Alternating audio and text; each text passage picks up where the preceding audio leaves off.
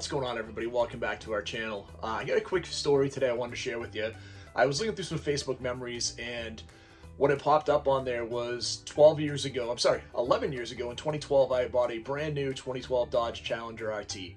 Black RT Classic, red racing stripes, argent wheels, absolutely gorgeous car. And the reason I wanted to share this story is this is the car that got away from me, and it's probably my one regret out of any car I've ever given up. So let me tell you a little bit about the history of how this car came to be, and why I got rid of it. Kind of compare it to buying a Challenger today, which was crazy as I was looking into it, and really the story of why this is the one car I regret getting rid of. So let's fast forward back to rewind, back to 2012. I had a 2004 Mustang GT convertible. Before I had that car, I actually had a 2002 Mustang GT hardtop. Loved that car. We had a lot of fun with it. Silver, black leather interior.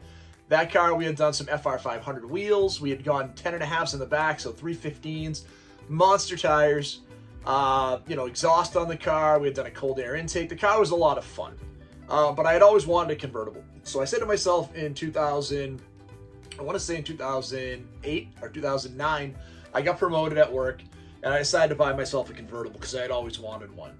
I had a friend of mine in the Mustang scene. His name was Earl. He had a 2004 Mustang convertible, traded in for a 2004 Terminator Cobra convertible. I'm like, okay, that's cool. So what we did is, we had bought these cars at this place called Varaka Motors in Brockton, Massachusetts. Varaka Motors was kind of the car dealership you went to if you wanted a sporty car and you wanted something used, right? So I remember my first trip to Varaka was back in like 1994. I had my 88 Fox body that I'd come home from the Mustang with the Salient body kit and all the mods done on it. And they had an 87 Grand National I wanted to go take a look at. And I was talking to them. And the Grand Nationals even then were a lot more expensive than all the other cars out there. So I was looking at that, and then I was also looking at like an 86 Corvette. And I decided after, I wasn't crazy about the Corvette. I really liked the Grand National, but I didn't want to pay the price difference. So long story short, that Mustang got stolen. We progressed through all the other cars we have. Come 2004, I decided I want to get a Mustang again. I hadn't had one in a while. I had a Dodge Dakota truck. I had just gotten into my new job. Actually, it's been beginning of 2005. I got into my new job, and I'm like, you know what? I don't really need a pickup anymore. I can absolutely get a Mustang again. I haven't had one for a bit. So I traded in my 2002 Dodge Dakota Sport, which I had bought brand new, my first new car, in for this 2002 Mustang GT. Low miles, silver, black leather interior, really cool car. The bullet wheels. Love the car. So we got the car, had it for a couple of years, really enjoyed it, started getting back into the car show scene. I was a hack back then too. I was buying all the cheesy modifications for under the hood that didn't make any sense. There was no rhyme or reason. If it was a bolt-on, I would buy it and add it onto the car. I was one of those guys. So like I said, we fast forward, we get the Mustang convertible. Love the car. Pictures behind me on here on the green screen. The car was great. Had a lot of fun with it. The problem I had with that car was there was an electrical problem with the car. So I bought it. I said, you know what? I found out it was Earl's car. I go in to test drive it, and I didn't know Earl had traded at Varaka. So I looked at it, and I knew it was his because we had gone to shows together, and he had the chrome lettering in the back of it, and he had, I think he had a MagnaFlow exhaust on it. And it was loud. So I called him. I said, did you trade your car into Varaka? He said, absolutely. I said, okay, any problem with the car? He said, no, it's been great for me. And I don't think Earl was giving me bad information. If I drove that car every day, it would have been fine. But as a fun summer car and something I only drove sporadically, I ran into this electrical gremlin I just couldn't solve. And I've worked on cars for a long time. I knew a little bit of the electrical stuff, so I'm under the car with my multimeter. I'm checking all the fuses. We end up changing the battery cables. We put a new alternator in the car. We're trying to chase this electrical problem we just couldn't find.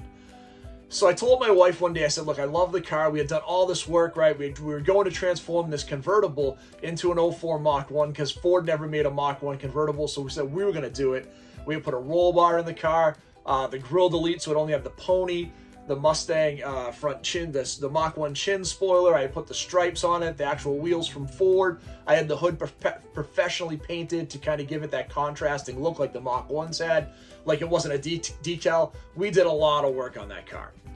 And I just said to my wife one day, I said, if this car dies on me again, because we couldn't solve this electrical, and if I didn't drive it for 4 or 5 days, it would just kill the battery. I said, if I can't solve it, I'm getting rid of the car.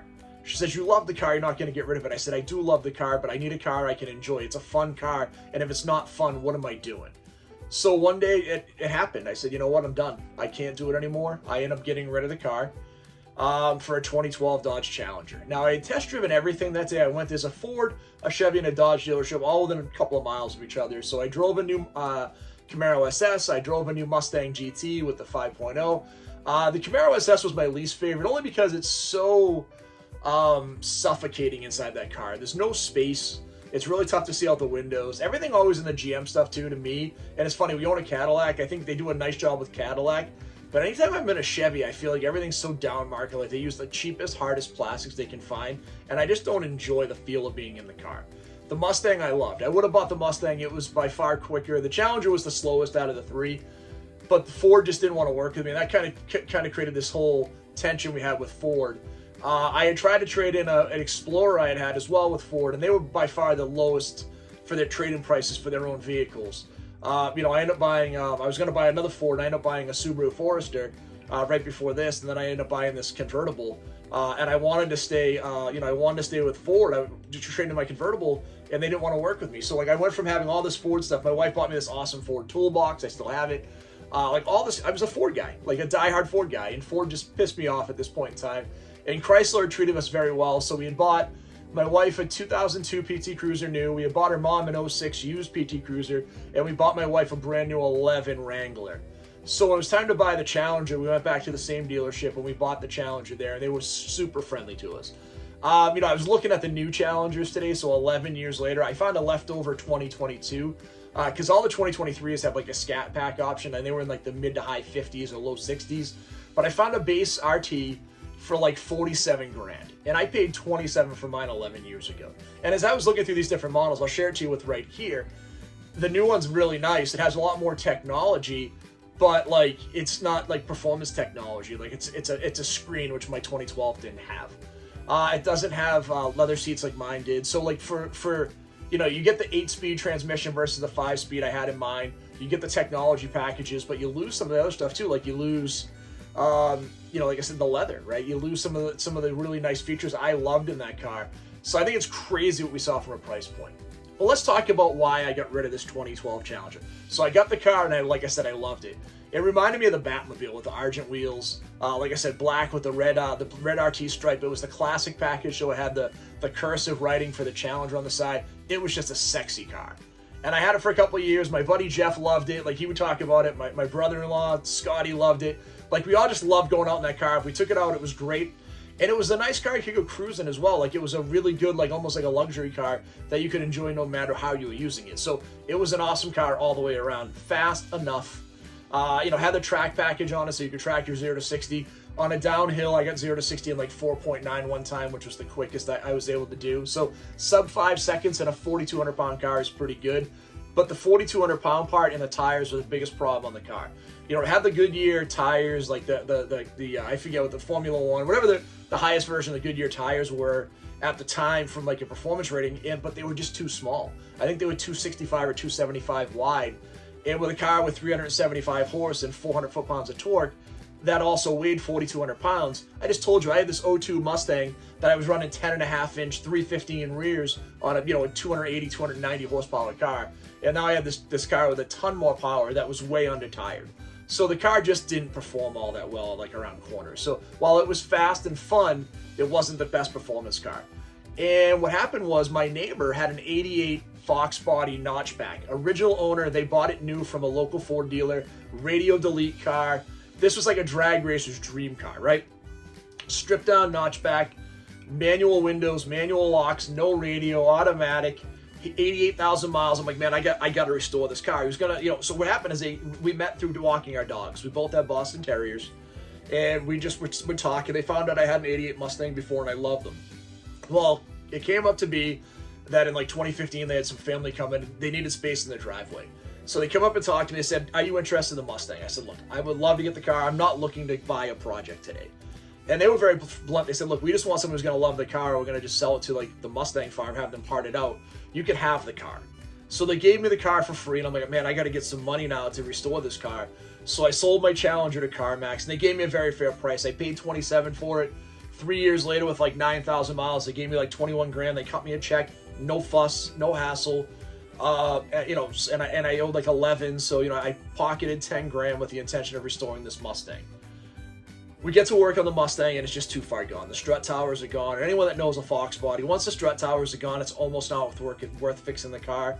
If this was a more rare car, now again, it's not that it was bad, but the body was rough. It would have needed, a couple of probably fenders, maybe, lower door skins, paint.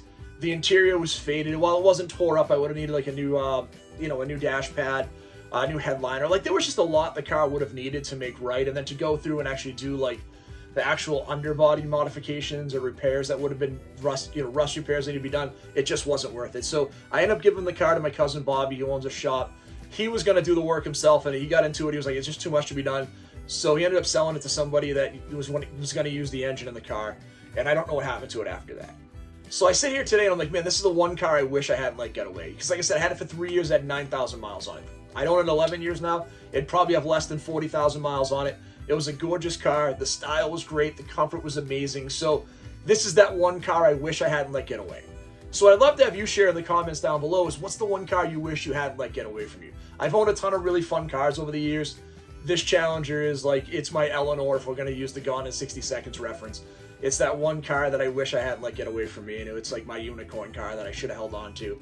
And the reason I haven't bought another one again is I've kind of learned my lesson with my 88 Fox body. While I love that car and I do love my 88, it's not the same as when I owned an 88 in the early 90s, right? That nostalgia factor isn't there. It's not the same wow factor. I'm too experienced now. I've lived too much life to go in and enjoy the car the same way, and I love the experience I had. So to me, it's again the one that got away. And maybe in 20 years I'll buy another one. I'll find a 2012 with low miles like I do with my Mustang, and I'll own it as an older guy, and it'll be a classic car. We'll see what happens, but it was a great car, and again, it's the one I wish I hadn't let get away. And this whole thing started from a Facebook memory today of looking at the car at the dealership that I decided to buy, like I said, 11 years ago today. So I'm happy to share that with you. Please hit that like and subscribe button if you haven't. I also just made a video around needing judges for our local car show. So if you're a car guy in the Massachusetts area, in Dedham area, we have our big car show in July. It's our 50th anniversary. We need some judges. So if you'd like to judge for us, even if it's just 1 or 2 classes, send me a note down below. Send me a note on Facebook. Love to talk with you and get you involved with the judging thing this year. We'll get you a lanyard. We'll get you lunch. You'll have a heck of a lot of fun. I did last year. So that's it, everybody. We hope you have an awesome day, and we'll talk to you real soon. Thanks.